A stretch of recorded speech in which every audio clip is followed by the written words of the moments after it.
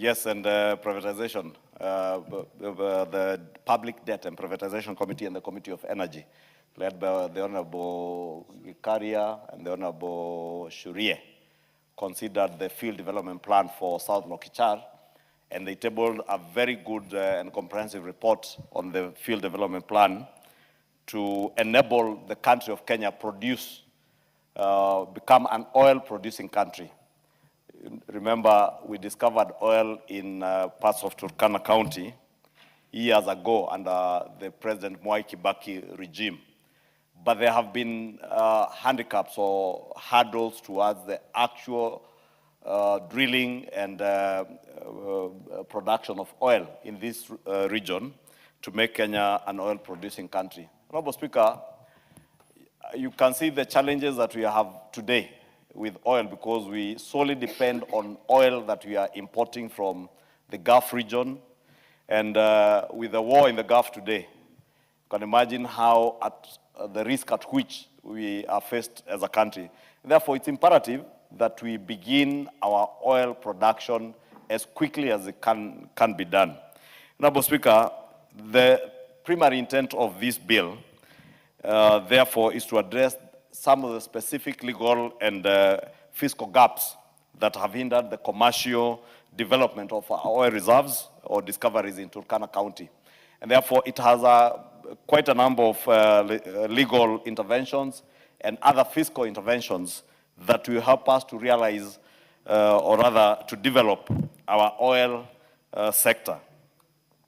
Honorable Speaker, the bill seeks to amend the Special Economic Zones Act and align our investment framework with the operational realities of such large-scale and capital-intensive projects as are required in this petroleum sector or the oil sector.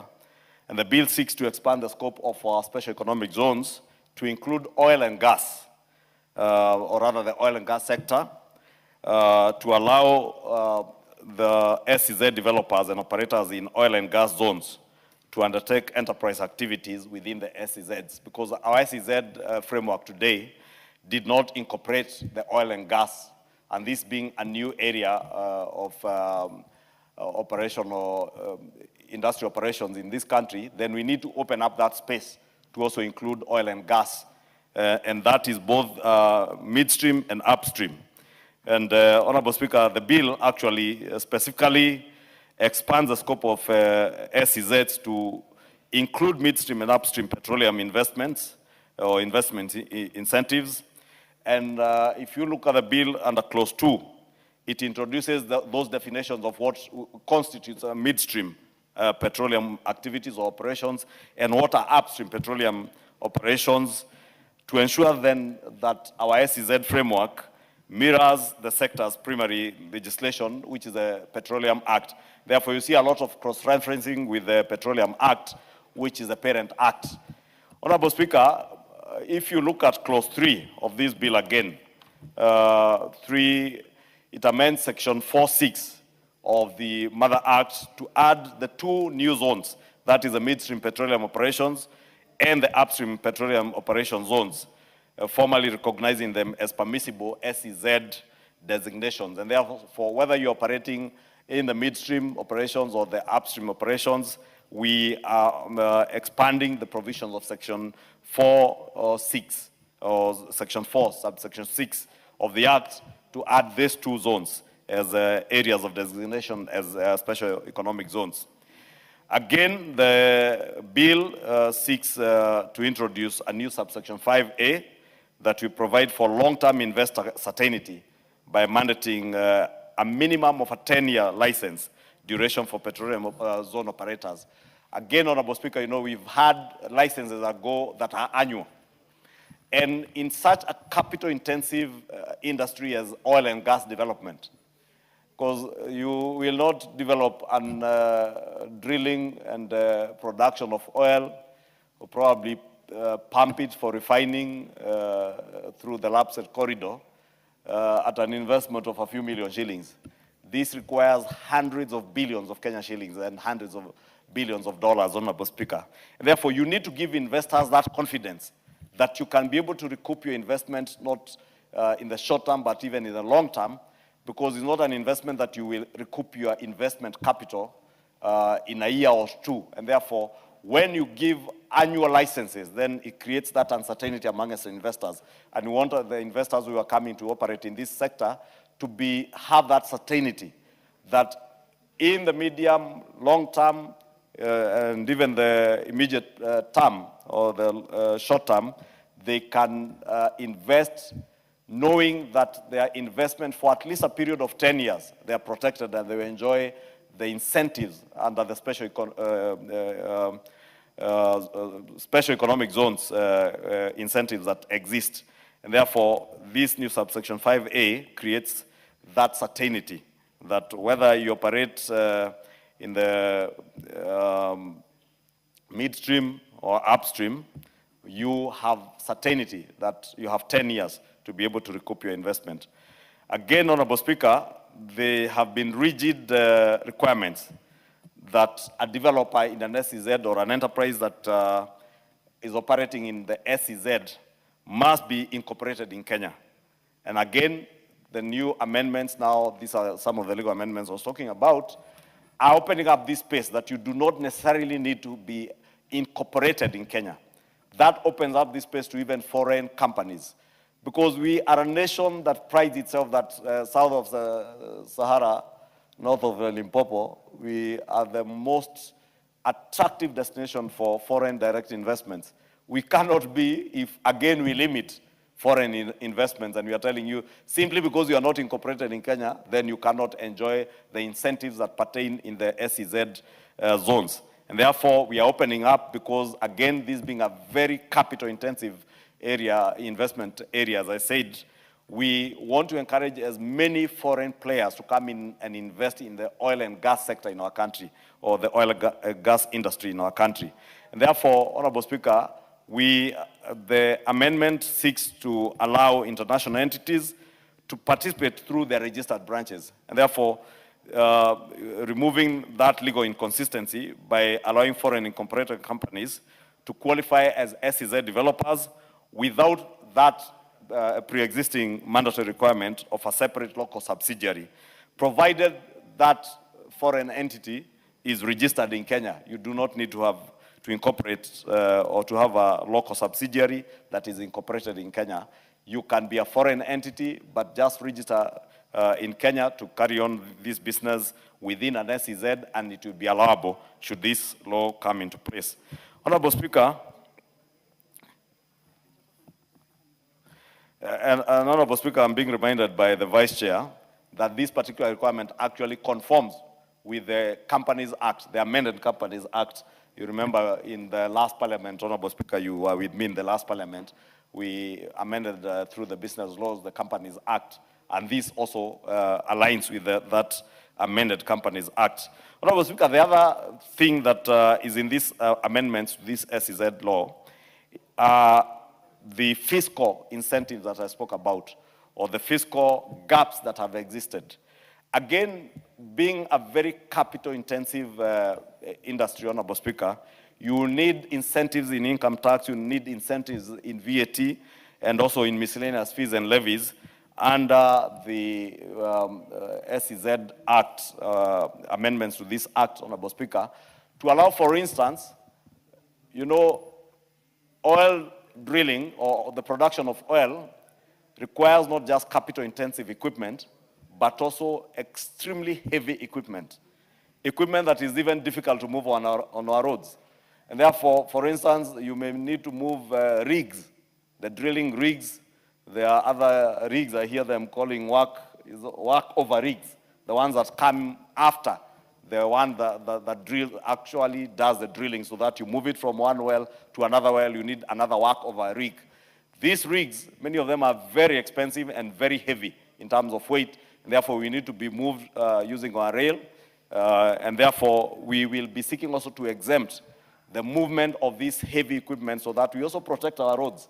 We want to make sure that the roads, the low volume roads, for instance, that you have done in Turkana, if you were to move all this heavy equipment using our roads, Honorable Speaker, like the road that we have just done from Gong through my constituency to Suswa, the one that goes through Kimana, You know, it is easier for someone who is carrying a rig from Mombasa. Probably one rig will require about 18 trucks to come through the southern bypass, go through Gong, and use that road that had been done as a low-volume seal. And they will destroy that road. But you can get that rig moved on SGR all the way to Suswa and disassemble it at the inland container depot at Suswa and move it now in broken down units and move it all the way to Lokichogio. With the investment that we're also doing with SGR, all the way to Kisumu, Malaba, it is also possible now you can go and break down these things in Kisumu, take them through Eldoret, Kitale, all the way to Turkana. And therefore, we want to exempt them under the Miscellaneous Fees and Levies Act on things like the Railway Development Levy, that when you're moving that equipment, provided this equipment is moving to the SEZ towards developing our oil and gas sector in Turkana, then you'll be allowed those exemptions to move that equipment without paying the Railway Development Levy. Also, we seek to amend the VAT Act to extend zero rating to supplies made to SEZ developers and operators, not just enterprises. Because today, we allow enterprises that are operating under the SEZs to enjoy zero rating of their supplies, but we now want to include that to someone coming to develop that SEZ or operators, those who will be operating within this oil and gas sector, whether in midstream or upstream, as I said. Again, also on the Income Tax Act, Honorable Speaker, we want to remove the 10-year establishment cap on withholding tax exemptions for royalties and management fees paid to non-residents. Again, Honorable Speaker, as I say, this is a new sector or a new space for us as a country. I know the country has invested in the last 6 or so years, 7 years, in training a number of our young people in oil and gas. But we still have a gap, and a huge gap.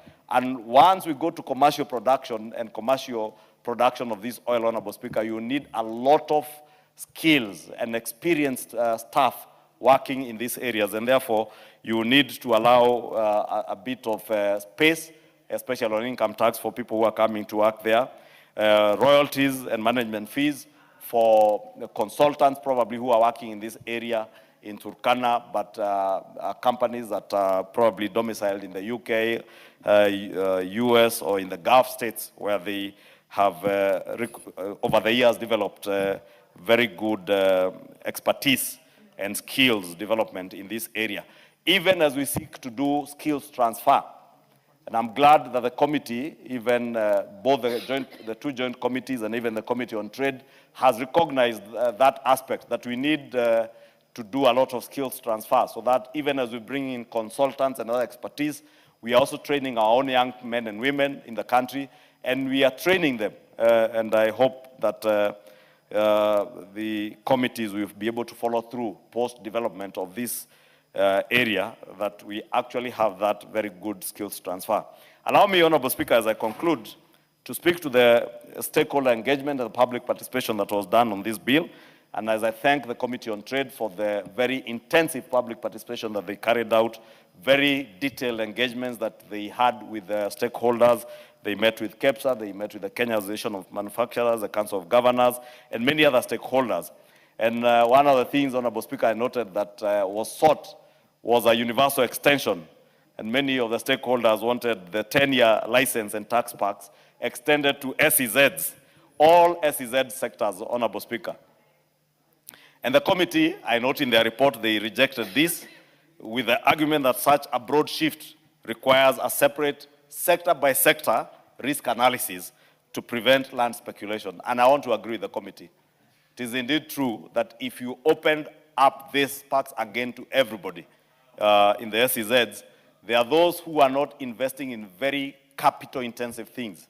I have seen even a move, or there are stakeholders who appeared before the committee and sought to even include educational institutions. Honorable Speaker, to establish an educational institution within an SEZ, I only need 4 walls to build a classroom. Probably the most complicated thing to build is what we are doing with NGCDF laboratories.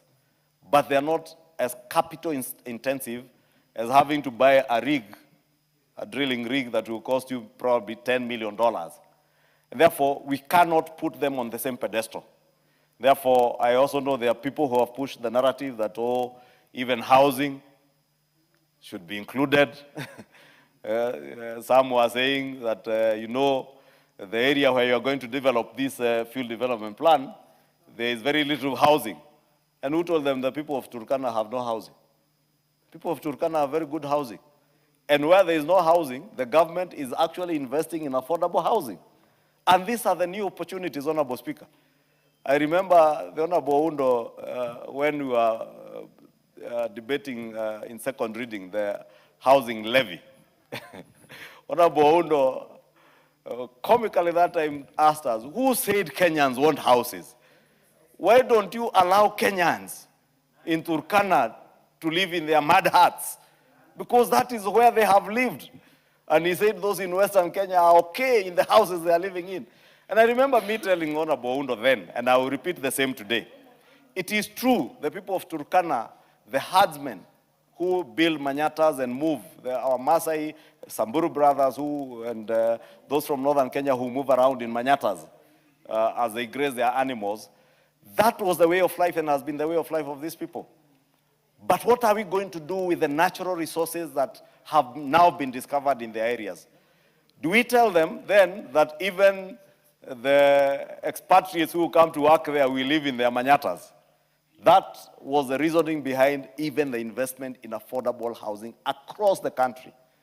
Now the people of Turkana will appreciate having in South Lokichar affordable housing. And I want to encourage the people of Turkana, even if you do not hail from that region of South Lokichar, please, when the government of Kenya is doing affordable housing, buy that affordable housing and lease it or rent it out to the expatriates who will be coming to work there, or even engineers from Nairobi who will be working in South Lokichar Basin, but they have no houses and they have no farmland to build on. They will live in Airbnbs owned by young industrious Kenyans from Turkana County or from neighboring counties. Or even if you are from Nairobi, if you see affordable housing being sold in Turkana, run and buy. Because very soon it will be pesa mfukoni, as we said when we were campaigning, that kazi ni kazi, pesa mfukoni. Pesa mfukoni did not mean that we will get money and give to people to put in their pockets, but would bring in policy shifts and changes that would bring in investments that will put money in people's pockets. And there is no other way of putting money in people's pockets other than this kind of legislative changes, legislative proposals that are actually changing what were otherwise considered to be marginalized and forgotten corners of our country to become the new frontiers of development and economic growth of our country. Turkana County is the future of this country. Whether it is in the development of this oil sector, oil and gas, or it is in the development of the rich water resource that have been discovered there. This county and other counties in the north, and others in Western Kenya like Ikolomani, where the chair of this committee comes from. You can see, so in Ikolomani the other day, people were fighting over investors who are coming to invest in the gold mines. To Transmara, to Marsabit, to that Turkana, to West Pokot, what were otherwise marginalized and forgotten corners of this country, now hold natural resources that will, in a big way, contribute to the development of our country and our economic growth. That is why, Honorable Speaker, we must never allow the hate-mongering that you see with some of the characters that we see in the opposition. The ethnic bigotry that we see with them must never be allowed. Because as a leader, I appreciate that it is that young engineer from Kikuyu who is studying oil and gas at Bath and Leeds University in the UK, who will now come and not get an opportunity to work in oil and gas in Kikuyu because there's no oil and gas in Kikuyu. Or that young lawyer who is studying environmental law and oil and gas law in a university in Australia, who hails from Wamunyoro village, but will have no opportunity to work in the oil and gas sector in Wamunyoro. They will go and seek opportunities in Turkana. They will go and live with fellow brothers and sisters, fellow countrymen, not just people from their villages. And that is why we must continue as leaders to encourage the young people of Kenya not to listen to the hate mongers, not to listen to the ethnic bigots who want to make them believe that where they hail from, they are more superior than other Kenyans, and make them appreciate the length and breadth of this country. And know that resources that exist in this country exist in many other corners of the country other than where you hail from. And even employment, job opportunities, wealth creation opportunities that exist in Mandera.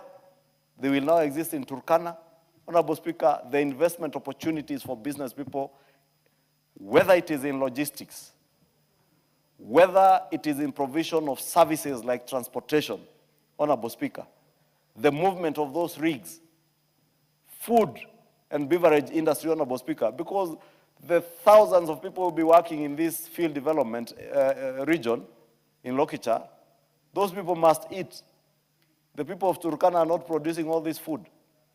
It will take a farmer in Muranga to produce their coffee, and that coffee will be sold to those people working in Turkana. It will take a farmer in Nyandarua to produce their potatoes, and the potatoes will go and feed those people there, and you make a living out of it. And that is why, Honorable Speaker, we must never allow hate mongering and ethnic bigotry to take center stage in the politics of our nation, Honorable Speaker. I want to urge the House, Honorable Speaker, that this being a consequence of our own produce, or our own product, because as I said, this is a consequence of a report that was adopted by this House, the field development plan that was tabled in this House by the joint committees. We support this bill, not for the sake of supporting it because it is a bill, Honorable Speaker, sponsored by the government, but because this will be transformational in our country. This is what will help us realize before the end of this year, God willing, should we be able to pass these laws, to see the first oil come out of the wells in Turkana County.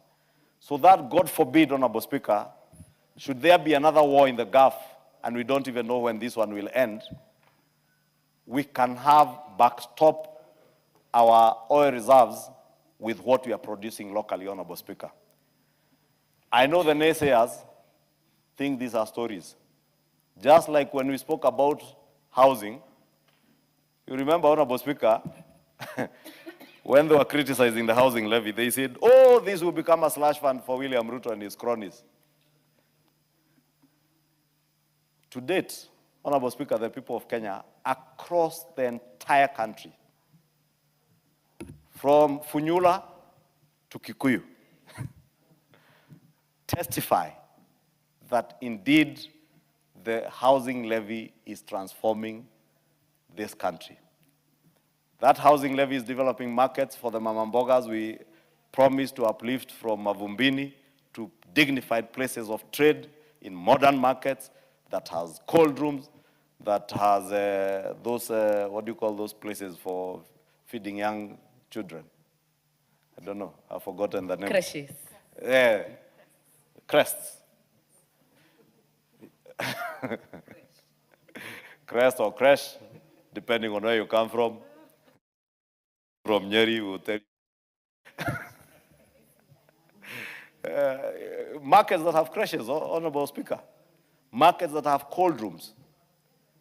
That would not have been possible, Honorable Speaker, without the housing levy. That housing levy today, you can see skyscrapers dotting every other town across the country. When you fly across this country, there are some towns, I don't want to name some towns so that I don't belittle anybody's town, but let me use my case example of Kikuyu Town. Kikuyu Town, 2 years ago, the highest building was only 4 floors. Only one building in town existed with a lift. Today, we have blocks, 9, 11 floors, skyscrapers, and a new city is coming up at the affordable housing site. And I'm telling the people of Kikuyu, be patient. When we do the Muguga Agri-City, with almost 3,000 houses, almost 30 blocks, 9 to 11 floors, a new city will come up in that region. Because we do not have oil in Kikuyu or in Kiambu,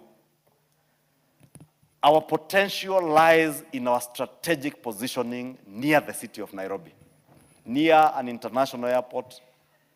When farmers in Honorable Angwe's constituency produce avocados, we will have an agri-city in Kikuyu that will produce avocado oil, produce avocado puree for the export market and for local consumption, and create job opportunities for young men and women in Kikuyu.